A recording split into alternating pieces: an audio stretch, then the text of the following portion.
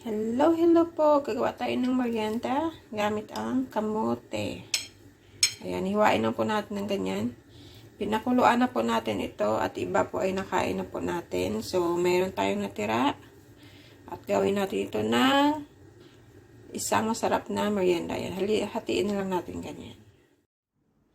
So, ayan, naiwan na po natin yan. Piprituin na po natin at lagyan ng asukal para magmukha po siyang kamote Q. O, diba?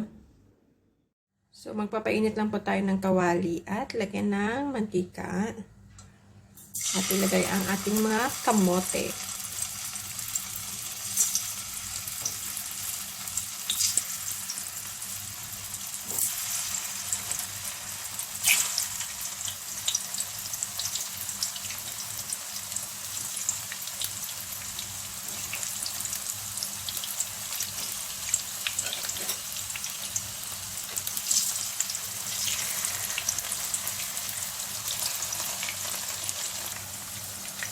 Ayan, babalik ta rin po natin sa kabilang mundo. Ay, kabilang mundo pa. Bago natin lagyan ng asukal.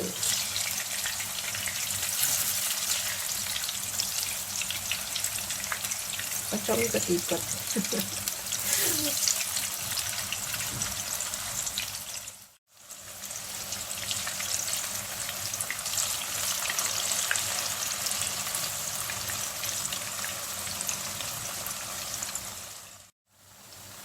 Ayan, budburan na po natin ng asukal.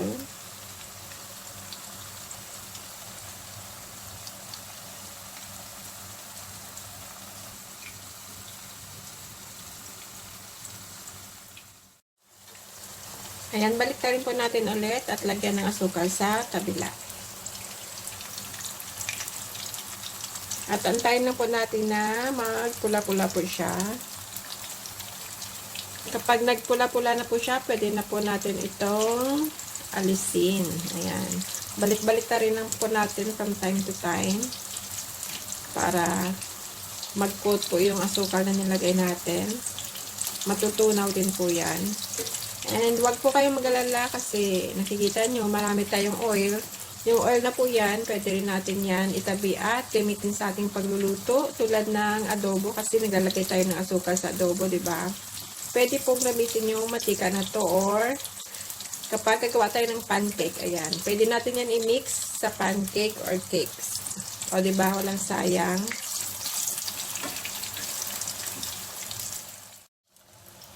So, ayan guys, namumula na po siya. Pwede na po ito. Ayan, nagbuka na po siyang kamote Q. Yun nga lang, madilim yung ilaw ko.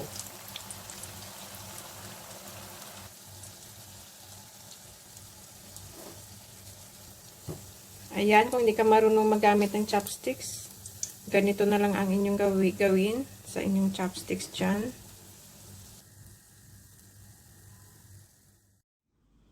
So, ito na po ang ating kamote Q na napakaganda. Kita nyo naman.